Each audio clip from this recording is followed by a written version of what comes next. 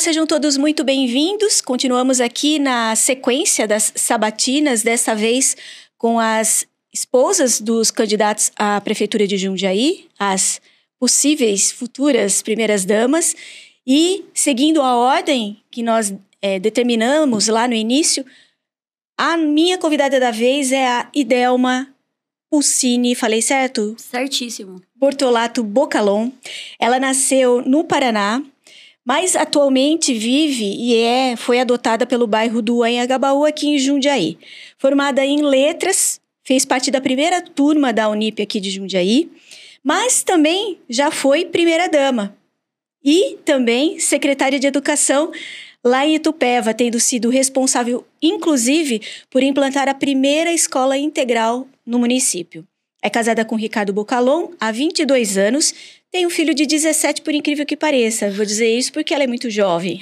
A família se completou mesmo com a chegada dos 2 filhos de patas, que eu vou deixar ela falar um pouquinho sobre. Correto? Muito correto. Em 2013, ela foi diagnosticada com câncer de mama, revelando-se ser uma mulher corajosa, determinada, mas principalmente apaixonada pela vida. Atualmente apresenta o podcast Obrigada Viu, pelo Jornal de Jundiaí, nossa companheira aqui de lado, nossa vizinha. Portanto, ela é mulher, esposa, mãe, ex-primeira-dama, ex-secretária de Educação e uma baita mulher corajosa. Antes de mais nada, eu quero muito agradecer, estou muito feliz por você estar aqui. Vou contar uma particularidade para vocês. Tive a oportunidade de entrevistá-la naquele momento, né, de que você recebeu o diagnóstico, e estou muito feliz porque numa outra ocasião completamente diferente, estamos aqui de volta conversando e eu estou muito feliz que você esteja aqui. Ai, Márcia, feliz estou eu. Você tá falando aí, não tem como eu não me emocionar. A gente passa Os convidados falam isso pra gente, a gente não acredita, passa um filme na cabeça. É uma honra minha estar aqui por uma oportunidade diferente, mas bater papo com uma outra mulher, falar sobre as nossas histórias, sobre as nossas particularidades, sobre quem a gente é nessa sociedade que a gente sabe que nos dá oportunidades, mas a gente precisa brigar muito por elas. É uma honra ter voz. Muito obrigada por esse espaço. Eu só posso te agradecer de estar aqui. Imagina, eu que agradeço. Vamos falar logo de cara da sua experiência, porque acho que diferente das outras mulheres que se sentaram aí, você já possui uma experiência na política, né? E não só como agora fazendo a campanha junto com o Ricardo, mas tendo sido, como foi dito inicialmente, primeira-dama e secretária de Educação. Muda alguma coisa ou, na verdade, você só dá sequência? O que eu tô querendo dizer é o seguinte, é um momento diferente de tudo que você já viveu na política? Acho que, em primeiro lugar, Márcia, fica meu respeito a todas as mulheres que estão, né, nessa empreitada de ser alguma coisa, de estar ao lado dos seus maridos. Não é uma situação tão fácil quanto parece abraçar os projetos, que às vezes não é nosso, às vezes é nosso. O que eu posso dizer é que esse projeto de política, esse projeto de ação social, esse projeto de desenvolvimento, de educação, também é um projeto meu, não só do Ricardo. Eu tenho que admitir que o Ricardo me arrasta muito. Eu falo Ricardo, né? Todo mundo fala, a maioria das pessoas conhece como Bocalon, mas lá em casa é Ricardo, né? Com aquele R mais... Ele me arrasta muito mais para esse projeto, mas esse também é o meu lugar. É um lugar que eu gosto de estar, é um lugar de trabalho que me preenche, né? E experiência a gente tem, só que as realidades são diferentes, né? Então, é muito importante que a transposição de experiência, ela exista com a reflexão. É claro que eu tenho experiência com outras realidades em Itupeva, uma cidade que eu amo, eu não posso deixar de dizer. Mas isso serve para adaptar, pensar Jundiaí, entender o que dá certo, o que não dá certo, e estudar também as realidades diferentes daqui para poder desenvolver um projeto que seja moldado para Jundiaí, para a realidade de Jundiaí, a realidade da população de Jundiaí, o que precisa. A gente tem estudado muito a cidade, estado na cidade. Eu moro aqui já em Jundiaí, no Anhangabaú há 10 anos. Meu filho estuda em Jundiaí a vida toda, no São Vicente, que, aliás, um beijo, ele ama. Tá formando agora no terceirão, né? Um filho de 17 anos que vai pra faculdade. Vestibulando já. Eu vou ter tempo, viu, gente? Porque eu passei 17 anos com o Arthur e agora eu tô pensando o que farei eu sem o Arthur, entre aspas, né? Porque a gente nunca fica sem. Sim. Estudando fora e, enfim, ele tá decidindo. Não se sabe ele vai ainda. fazer cinema, jornalismo. Tá Beleza. muito pautado em fazer jornalismo. Boa sorte pra ele. Então, eu acho que a experiência, ela vem de entender que a gente precisa tá sempre aprendendo. A experiência, só tem experiência quem trabalha e quem tá disposto a conversar com o outro, a entender as realidades da onde você tá. Então, eu acho que isso eu carrego de Itupeva e amplio pra realidade de Jundiaí, né? Eu acho que tenho certeza que é isso que pode fazer um projeto de administração pública, de investimento em desenvolvimento social, em educação, que é tudo uma coisa interligada, dá muito certo. Claro. Olhando para o futuro, como é que você imagina Jundiaí agora nos próximos anos? Eu quero dizer assim, quais são os principais passos que você acredita serem necessários para alcançar essa visão que hoje você tem de Jundiaí? A gente fala muito de desenvolvimento social, a gente fala de um governo fragmentado. Quando você fala em governo, você fala a Secretaria de Educação, a Secretaria de Saúde, a Secretaria de Desenvolvimento Social, porque a ação social ela precisa pensar com amplitude, né, sobre como a cidade como um todo pode desenvolver socialmente, aqueles que precisam mais. E é isso que eu penso. Eu acho que a figura dessa primeira dama, né? Que eu prefiro olhar como uma agente política que, por acaso, é esposa do prefeito ou candidato. Ela precisa entender que a ação social ela tem que trabalhar junto com as secretarias. É o que dá certo. Né? Eu preciso entender que desenvolvimento social passa pela carteira, pela sala de aula. Eu preciso conversar, né? Eu preciso ser uma agente política para estar na Secretaria de Educação, entender que essa criança que precisa, ela está na escola. Desenvolvimento social sem saúde preventiva também passa pela saúde, passa pelo esporte, né? Passa pelos projetos sociais que a gente tem que ter, né? Em esporte, colocar a criança para quê? Para se desenvolver. Então, como que eu cuido socialmente de uma família? Como eu entendo que ela existe dentro do município? Eu preciso usar todas as aparelhagens públicas que eu posso usar para enxergar essa família e para ir até ela e para trazê-la até o município. Então, é através da educação dentro da sala de aula, é através da saúde, né? Através da mãe que vai no postinho, através da criança que está ali. Eu vou entendendo como isso funciona, como que o Estado, né? Como que o município consegue tá presente com o serviço e também olhando como que essas famílias se comportam. Trabalhar com desenvolvimento social também é olhar onde essas famílias moram. Elas precisam ter moradia. Então, não dá para falar só de fundo social, de solidariedade e não pensar a política da cidade junto. Então, eu acredito muito que a mulher ela precisa ser um agente político dentro de um governo. Porque ela precisa opinar, ela precisa agir, ela é um indivíduo, né? Um indivíduo político. E quando eu penso nessa figura de primeira-dama, existem muitos estereótipos de primeira-dama, né?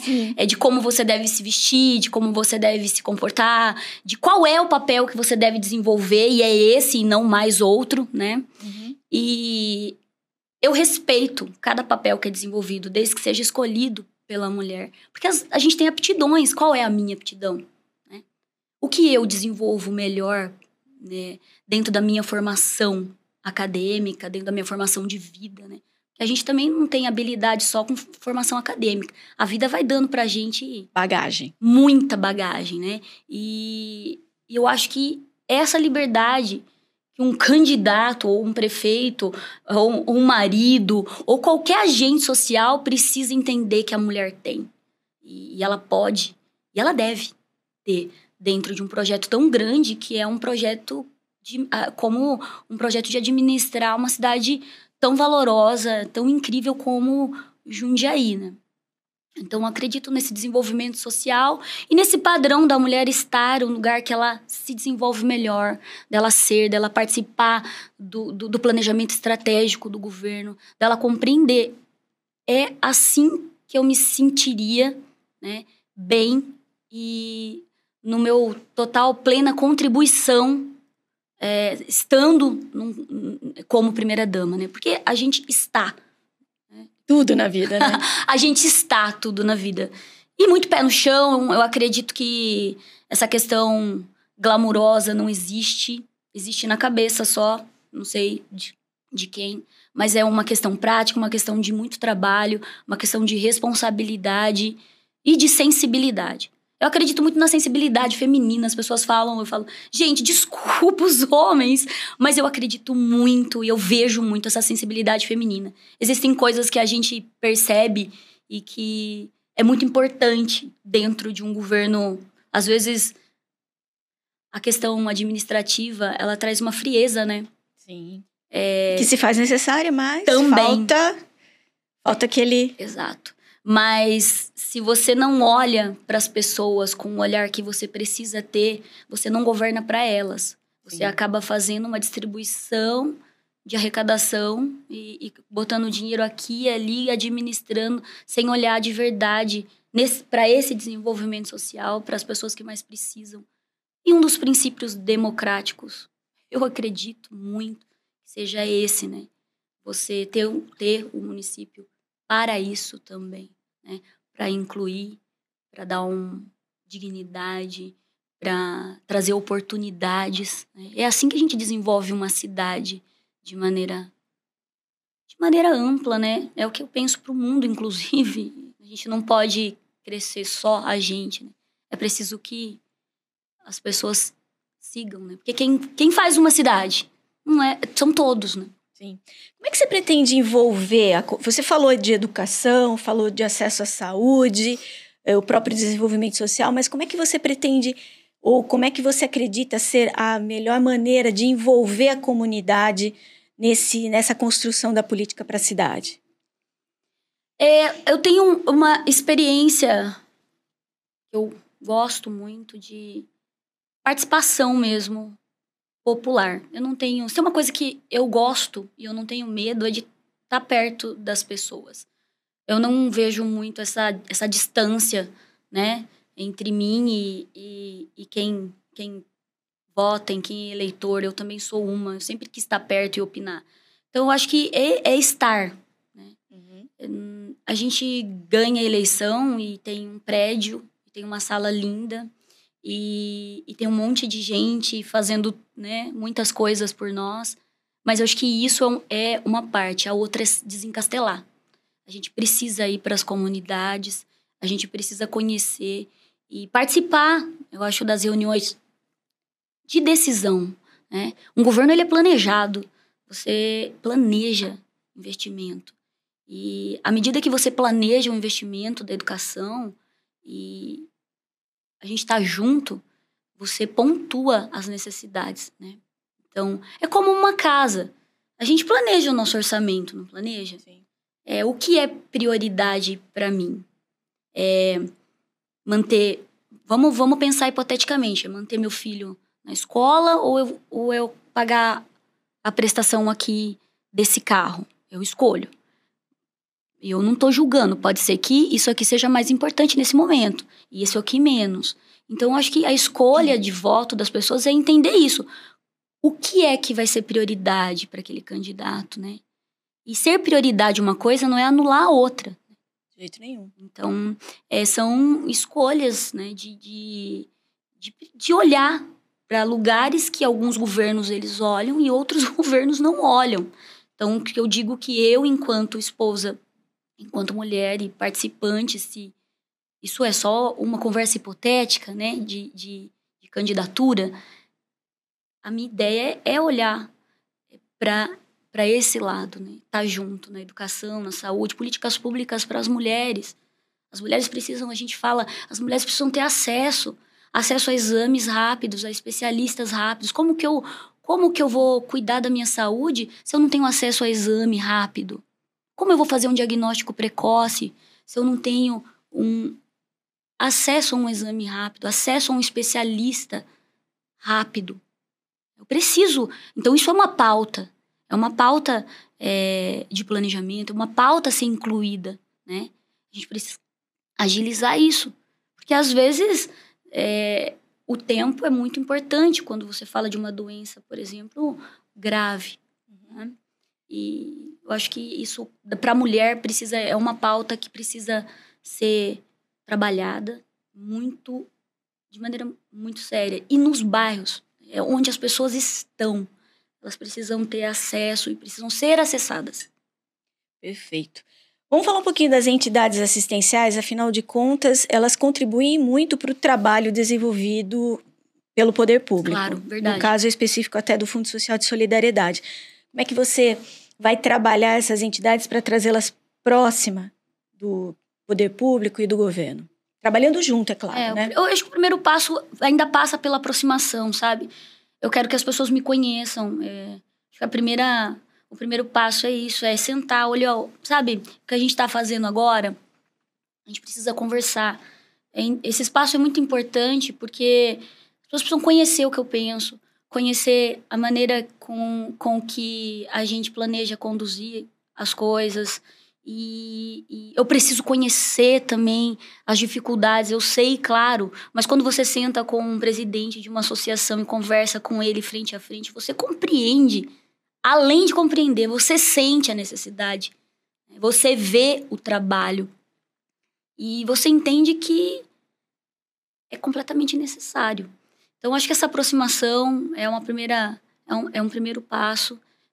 Entender o que se precisa, o que falta, né?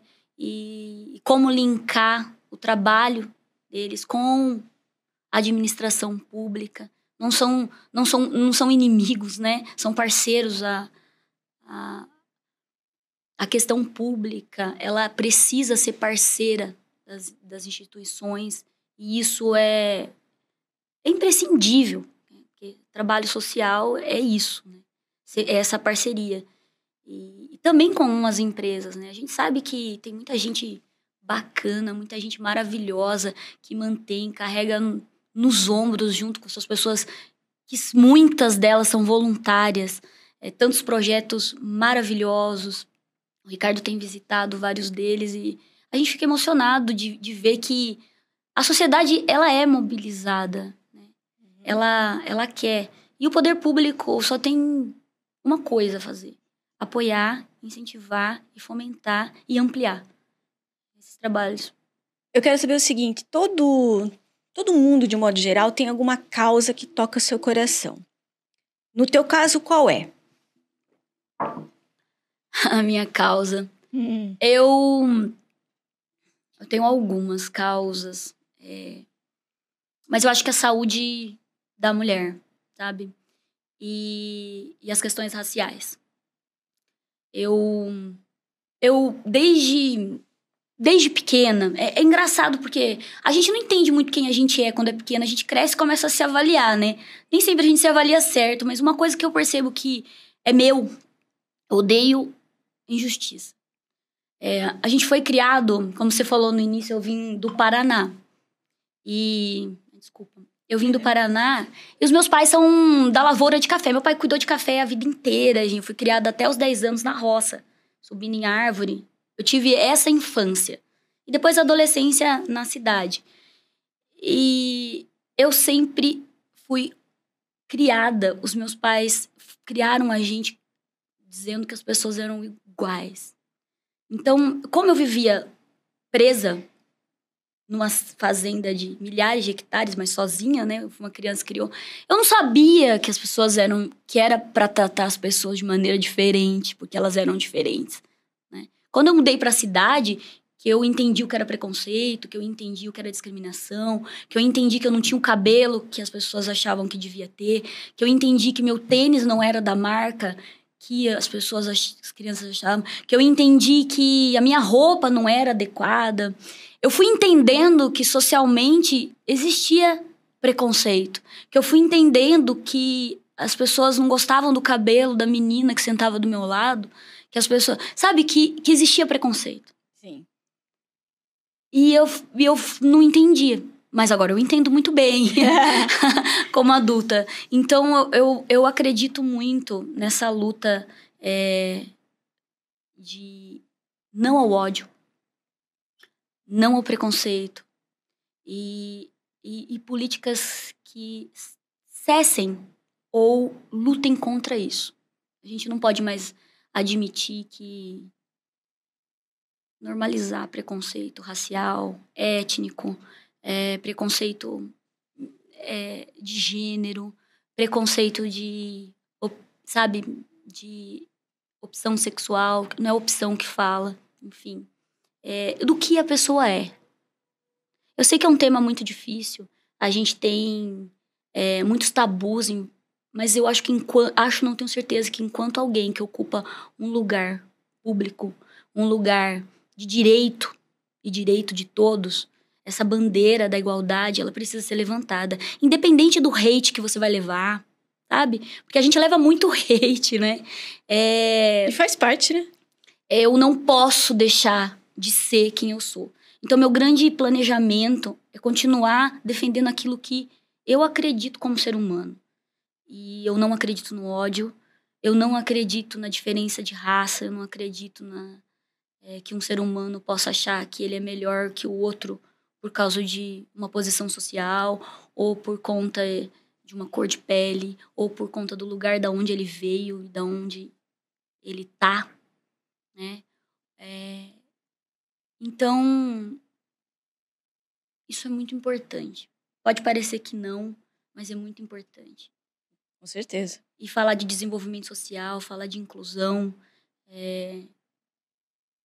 é um tema que tem que estar para dentro, sim, dos debates públicos, dos investimentos. A gente precisa olhar para isso. E quando a gente faz um discurso de mudar o mundo começa sendo mudado no prédio que a gente mora, na rua que a gente mora. Ai, você é utópica. Sou. Eu sou porque eu preciso ser. Eu sou cristã. Eu sou mesmo. Eu fui catequista, eu sou da igreja. Eu fui criada assim. E foi assim, quando eu li sobre esse Cristo, né? Da inclusão, do sujo, do maltrapilho. Ele não olhava, né, quem é. Então, eu acredito muito nisso para dentro dos investimentos. Eu acredito muito nessa clareza que um administrador precisa ter quando ele ganha uma eleição. Porque enquanto ele é candidato, ele é candidato. Quando ele ganha, ele tem muita coisa a realizar nas mãos, muita possibilidade. São muitas possibilidades. E essas possibilidades, elas precisam obedecer, sim, várias regras. Mas elas podem passar pelo desenvolvimento social. Elas têm que ter investimento. E tem que, sim, que levantar o debate da igualdade. Maravilhoso. Com relação ao Fundo Social de Solidariedade, porque a primeira-dama, ela também acumula essa função, vamos dizer assim. Como é que você imagina conduzir o FUNS? Volto a dizer, primeiro, conversando com todos, eu gosto muito de entender como que funciona as coisas, né? Como que funciona aqui em Jundiaí. O FUNS funciona... Eu acho que a gente precisa primeiro... Eu vou te falar uma coisa antes. Quando existe alternância de poder, né? Porque a democracia, ela prevê a alternância de poder. Okay, né? É por isso que existe o processo democrático. Então, eu acredito muito que Jundiaí, ele existe antes da ideia da Idelma. Existe há muito tempo. Então, a gente leva para frente, sim, aquilo que funciona, né? A gente tem com certeza, os cadastros das famílias que mais precisam. Já existe, já é feito um trabalho. O que a gente faz é trazer aquilo que a gente pensa que ainda falta, né? Trabalhar essas políticas públicas de moradia, que a gente precisa construir casa aqui em Jundiaí, né? E continuar. Existem prefeituras que, quando a gente entrou lá, o computador apagaram todas as informações. Então, é muito importante que um governo... Eu não estou dizendo que é aqui. Eu estou dizendo que existe. O que existe, a gente pega, faz a leitura, continua o que é bom. E o que falta, a gente implementa. O que ideologicamente para nós é importante, a gente vai ampliar. Então, a ideia não é bagunçar tudo que existe. E, não, nada presta. Não, eu acho que é preciso haver respeito também pelo governo das outras pessoas. Eu gostaria muito que tivesse havido respeito pelo governo que a gente fez. Fez parte. Sim, porque é parte da educação do ser humano respeitar. É claro que a gente diverge imensamente em muitas coisas, mas o respeito também existe na divergência.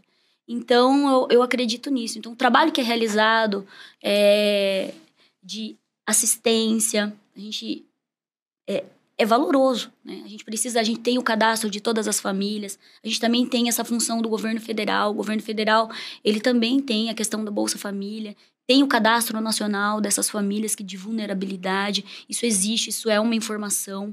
O que a gente quer é chegar até essas famílias, que elas nos vejam e que a gente as veja. Mas Jundiaí é muito grande. Não dá pra fazer, gente. Dá pra fazer. Vontade política que faz a diferença, né? Dá pra ver, dá pra compreender, dá pra ampliar. Eu acho que, falando em fundo social, de solidariedade é muito importante. Eu sou a favor. Enquanto a gente não resolve os problemas essenciais e inclui todo mundo, a gente precisa socorrer, sim, as pessoas. Eu disse inicialmente da experiência que a Idelma teve com relação à saúde, o diagnóstico que ela recebeu, e eu gostaria muito de tocar nesse assunto porque a tua história, ela é um exemplo para as outras mulheres, né? Aqui eu queria falar da Idelma mulher, da Idelma que venceu o câncer. E você viveu essa experiência enquanto estava secretária de Educação de Itupeva, foi isso, né? Uhum. Como é que foi lidar com tudo isso, estando envolvida na política e precisando encarar de frente aquilo que te apresentou, que a vida te apresentou? Tem 11 anos isso. Hoje eu tenho 43 anos. Quando eu recebi o diagnóstico de câncer de mama, eu tinha 31 anos, exatamente no mesmo ano que o Ricardo assumiu, né? E eu costumo pensar que quando você decide que você vai resolver um problema, você só vai. Se você começar a pensar muito em tudo que pode dar errado, é complicado. E a gente sabe que um ponto que eu não posso deixar de dizer é que eu tive uma boa assistência de saúde, né? Eu tive um tratamento incrível, eu tive médicos incríveis e tive um diagnóstico precoce. Por isso que eu falo muito da questão da saúde. A gente precisa de diagnóstico precoce. A gente precisa de tratamento, sim, mas a gente precisa do diagnóstico precoce, né? O postinho de saúde tem que estar lá, ele tem que ter ferramenta. O profissional da saúde, ele precisa estar assistido, ele precisa ter aparelhagem pública ao lado dele, porque ele precisa chegar nessa mulher, ele precisa ter condição de estar ali. Essa mulher eu tenho que fazer exame, entende? Eu preciso saber, porque eu descubro antes, eu trato antes, eu aumento significativamente a chance de cura. Então, esses centros de especialidade da mulher são importantíssimos. Saúde feminina precisa ser cada vez mais olhada com esse intuito de prevenção, né? A medicina preventiva. O que é a medicina preventiva? É quando você vai ao médico saudável, né? Você vai ao médico saudável para fazer seus exames de rotina. E exame da mulher precisa ser feito com rotina, né? Depois que a gente passa dos 40, então, a gente precisa disso com uma rotina. Então, a minha experiência, ela me trouxe... Viver o câncer de mama me trouxe isso, né? Eu compreendi na prática o quanto o diagnóstico precoce, ele me trouxe um respiro de vida, né? E eu acho que é um direito de todos, não só meu, é um direito de todos. E assumir sendo... Eu costumo falar, eu tava conversando em casa esses dias, sabe? A gente carrega algumas mágoas no coração, né? Eu me livro bastante das minhas mágoas porque elas pesam e aí a gente só precisa carregar o que a gente precisa, né? Às vezes mágoa puxa a gente pra trás. Sim. Quando eu fiquei doente, eu trabalhei doente. E eu trabalhei porque eu escolhi. Porque eu podia também, né? Eu acho que quem tá doente, quem faz quimioterapia e escolhe ficar em casa, tem que ficar em casa. Pode ficar em casa, fica em casa. Eu tinha essa flexibilidade de quando eu tava mal, eu ficava em casa. Porque tem dia que você não levanta da cama. Eu fiz a quimio normal, como todo mundo faz, e eu ia trabalhar.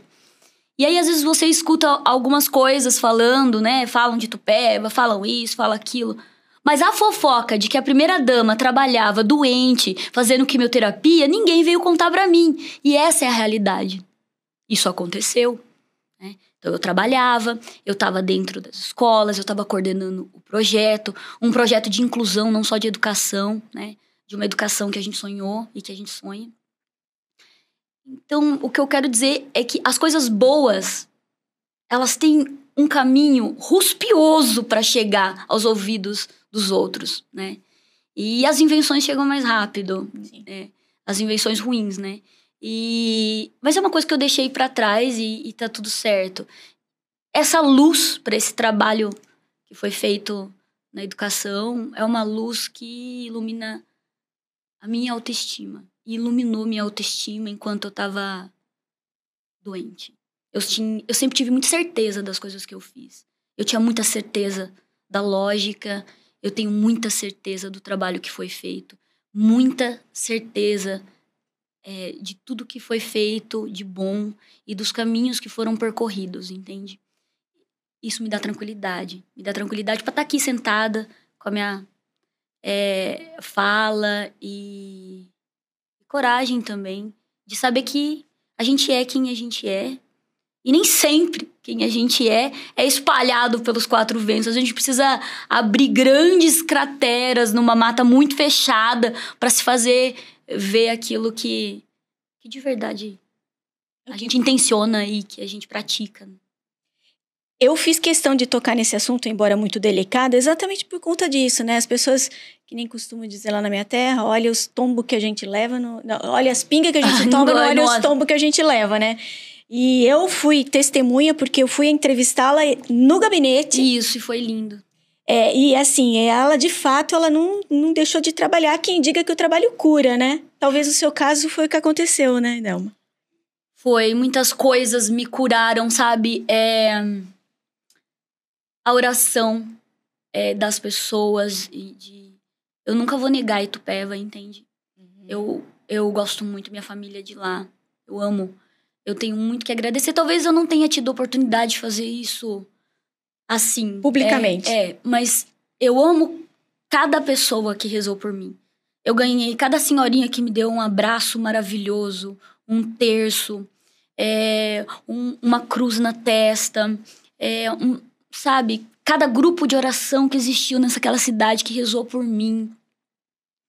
Foi uma grande corrente de oração, gente que eu nunca vou poder agradecer. Fica o meu beijo, o meu grande abraço, o meu grande reconhecimento. Saiba que vocês estão no meu coração e embora eu não tenha feito isso, talvez publicamente tenha tido essa oportunidade, eu oro de volta, eu agradeço de volta sempre isso. Essa corrente do bem, essa força de saber que você está amparada, sabe? De saber que as pessoas torcem por você, de saber que você é importante, a sua vida é importante. Toda vida é importante.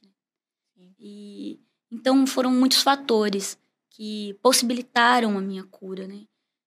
O Ricardo sempre esteve do meu lado, o meu filho um desejo imenso de criar esse moleque, que era uma criança, né? Eu quero criar essa criança, eu quero criar essa criança. E fica o meu grande abraço, meu grande amor para todas as mulheres, todas as famílias que não tiveram a mesma oportunidade que eu tô tendo de ainda ficar aqui nesse mundo, né? Que partiram e que são tão valorosas e tão maravilhosas quanto qualquer outra mulher, né? Pessoas que perderam suas mulheres, perderam suas mães, perderam suas filhas e perderam lutando. Pessoas incríveis que se foram. A gente nunca vai compreender a lógica da existência humana, porque a gente nem pode, né? A gente não consegue. E a gente só pode ter fé, acreditar que Deus faz sempre aquilo que é para ser feito. E eu tô aqui e eu quero viver. Já que eu fiquei, né? Eu vou viver e desenvolver aquilo que me faz ser melhor, que me faz ter prazer em viver, que me faz sentir que eu devia ter ficado mesmo, entende? Então é isso. Sou muito agradecida. Um grande beijo a todo mundo que tá na sua luta ainda. Muita gente hoje, né? Hoje, nesse momento, tomando quimioterapia. Muita gente hoje, nesse momento, abrindo um diagnóstico de câncer de mama. Eu não tenho dado atual, mas me parece, os últimos dados que eu vi são 65 mil novos casos ano, né? De diagnóstico de câncer de mama. Então, uma realidade no nosso país, uma realidade do mundo, né? Que precisa ser combatido. Certeza. A gente está entrando na reta final dessa conversa. Eu vou te fazer uma pergunta que eu tenho feito a todas as minhas convidadas. Por que, na tua opinião, e agora essa pergunta não é para a esposa nem para a suposta primeira dama, é para a eleitora, é para a Idelma. Por que você acha que Ricardo Bocalhau é o melhor para Jundiaí? Olha, eu posso te dizer que eu e o Ricardo, nós estamos juntos a vida inteira.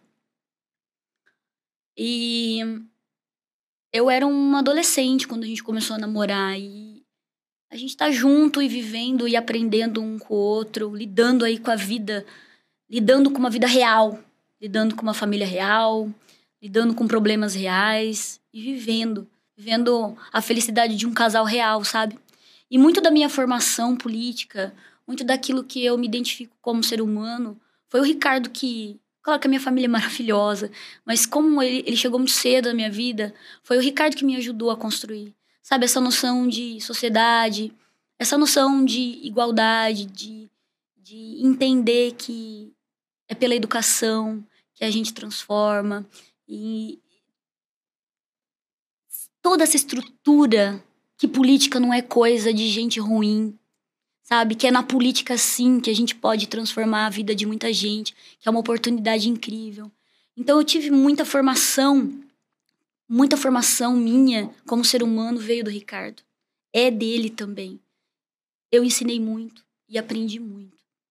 Então, eu posso dizer que, como eleitora, eu voto no Ricardo, né? Porque eu vejo ele muito capacitado, tanto como um administrador público, que sabe olhar para onde investir, né? Um administrador público que não olha para a educação e pensa que é gasto.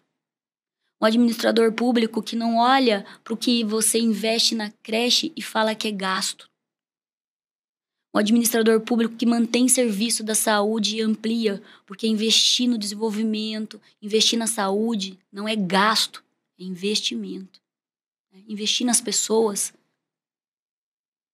é o porquê ir para a política. Então, acredito muito na capacidade administrativa do Ricardo, sim, nessa capacidade prática administrativa, mas, sobretudo, eu acredito muito nessa questão ideológica dele, sabe, de governar para quem precisa mais.